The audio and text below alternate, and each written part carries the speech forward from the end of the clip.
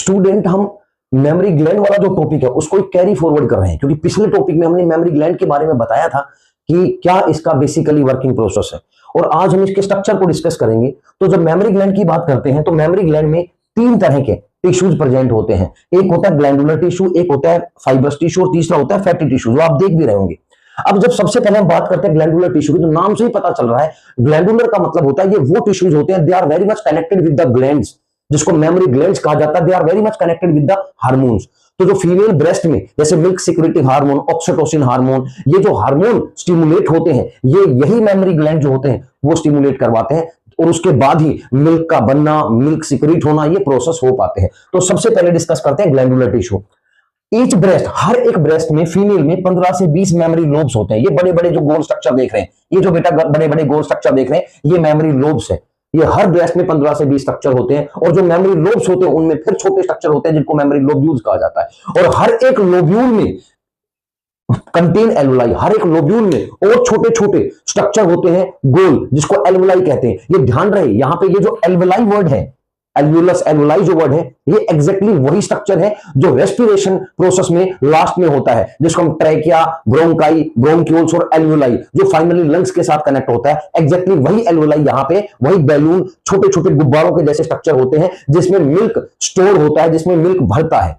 तो ये फीमेल जो स्ट्रक्चर्स होते हैं इनमें होता है ईच लोब्यूल्स कंटेन बेटा एल्वुलाई। तो ये एल्वुलाई यहां पे ये गोल स्ट्रक्चर होते हैं छोटे छोटे, जिनमें मिल्क स्टोर होता है। Basically when the milk have been released by the gland then they have been stored in the alveoli.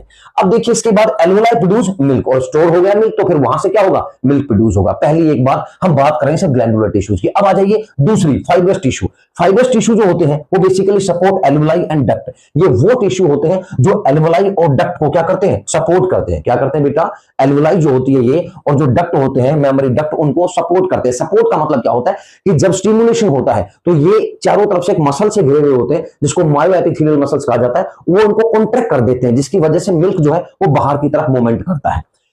ये काम होता है फाइब्रस टिश्यू का, सपोर्ट प्रोवाइड करते हैं। फैटी टिश्यू इसके बाद आ जाता है। यहां पे ये आप देख रहे हैं जो मैंने ऊपर ऊपर लिखा है फैट एडिपोज टिश्यू, एग्जैक्टली यही फैटी टिश्यूज है। ये फैटी टिश्यू जो होता है उनका मेन काम क्या होता है बेटा, ये एडिपोज टिश्यू कंटेन करते हैं, they have maintain the temperature with in the breast. ये ब्रेस्ट के अंदर जो है ये टेंपरेचर को मेंटेन करते हैं। These adipose tissue are work as an insulator. ये देखिए ये ब्रेस्ट के ये जो मेन स्ट्रक्चर है ना, ध्यान देना बेटा, यहाँ पे जो मेन स्ट्रक्चर है अंदर जहां पे मिल्क बनेगा, इसके चारों तरफ होते हैं एडिपोज टिश्यू, ताकि ये they are work as an insulator, temperature को मेंटेन करते हैं। देखिए जैसे हम मिल्क की बात करते हैं कि जब हम मिल्क, कई बार हम किसी भी मिल्क की बात करते हैं और अगर उसको प्रॉपर टेंपरेचर ना दे तो खराब नहीं हो जाता, तो ये एग्जैक्टली वही काम करते हैं ब्रेस्ट में।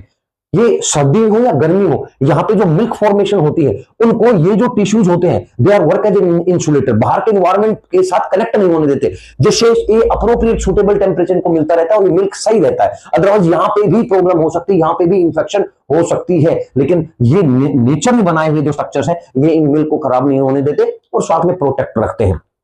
The main function of that part. इसके बाद ये जो आप देख रहे हैं ये रिब्स है, जो बेसिकली पेक्टोरल के नीचे अटैच होती है। पेक्टोरल जो है मेजर मसल्स होती है, सबसे स्ट्रॉन्ग मसल्स होती है, और उन्हीं के साथ क्या होते हैं, the structures are connected with that part. अब यहाँ पे एक छोटा सा कंसेप्ट आ जाता है, क्वेश्चन पूछ लिया जाता है नीट में कि फ्लो ऑफ मिल्क, मिल्क का जो फ्लो होता है वो किसके थ्रू होता है, कैसे कैसे होता है। तो सबसे पहले एल्वुलाई, यानी मिल्क जो है वो कहां से स्टार्ट होता है, एल्वुलाई से, यानी एल्वुलाई जहां पे मिल्क स्टोर होगा, एल्वुलाई से मेमोरी ट्यूब्यूल्स में जाता है। ये एल्वुलाई है, यहाँ पे मेमोरी ट्यूब्यूल्स है, तो एल्वुलाई से मेमोरी ट्यूब्यूल्स यानी ट्यूब्यूल्स में जाएगा। फिर मेमोरी, ये देखिए यहाँ पे एल्वुलाई से मेमोरी ट्यूब्यूल्स, ये ट्यूब है, इसमें जाएगा। फिर मेमोरी ट्यूब्यूल से मेमोरी डक्ट में जाएगा बेटा। डक्ट का मतलब खाली जगह होता है, तो ट्यूब के जैसी होती है खाली जगह, लेकिन थोड़ी बड़ी ट्यूब होती है, तो वहां जाएगा। फिर वहां से मेमोरी एम्पुला में। अब ये जो स्ट्रक्चर आप देख रहे हैं बेटा, ये मेमोरी एम्पुला है। क्या है यहाँ पे, मेमोरी एम्पुला है। बेसिकली यहाँ पे मिल्क एक्यूमुलेट हो जाता है, बाहर निकलने से पहले एक स्ट्रक्चर होता है जिसमें मिल्क एक्यूमुलेट हो जाता है, आके स्टोर हो जाता है, और उसके बाद ये देख रहे हैं लैक्टोफेरस डक्ट, ये वो डक्ट है जिससे मिल्क बाहर आएगा। The milk have been secreted out from the